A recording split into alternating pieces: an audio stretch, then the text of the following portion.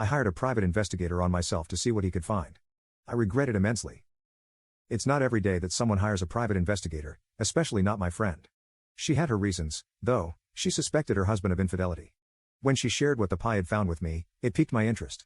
I'd always dreamed of becoming a pie, so I sheepishly asked her for the investigator's card. At the time, I had a lot of extra cash, and my life had been feeling dull.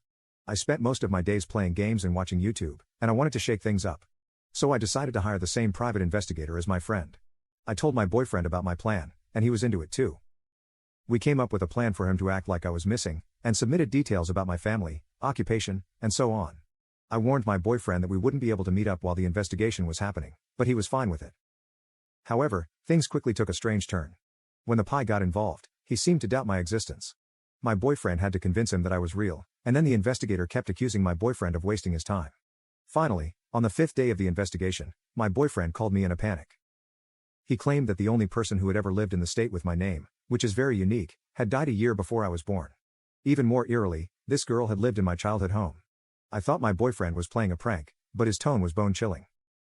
"I'm not playing a prank," he said. "The PI even took me to the gravesite. It had your exact name, down to your middle name." I was shocked and didn't know what to do. I called my mother to ask her what was going on. Her demeanor changed to one of seriousness, and she told me to stay where I was. Meanwhile, I contacted the private investigator and begged him for answers. He only asked me more irrelevant questions, like where I was born and my parents' names. When I mentioned that my mother was on her way to my apartment, the PI asked for her full name. When I provided it, he told me to leave my apartment immediately and come to his office before my mother arrived. As I rushed to grab my keys, my mother pulled into my driveway with a man I didn't recognize. He was wearing a winter jacket despite it being spring, and I felt like something was off. Before I could leave, the man pulled out a gun. I recognized it as my boyfriend's Glock and ran to my neighbor's yard, expecting to be shot. Thankfully, nothing happened, and I eventually ran into my boyfriend's car. However, there was another man in the passenger seat. It was the private investigator. He explained to me that he had a theory that my parents were involved in a kidnapping that took place a few states over. They did this because the police had suspected them of neglecting their infant daughter, and when she ended up perishing, they had to completely replace the child as to not get caught. My parents had never mistreated me in my life, so, this all came to me as a shock. Of course, I denied it all at first. However, there was no reason for my mother to bring an armed stranger into my living space. We got the authorities involved and they excavated the backyard of my childhood home. They found the body of the child they had neglected. The child they had me replace.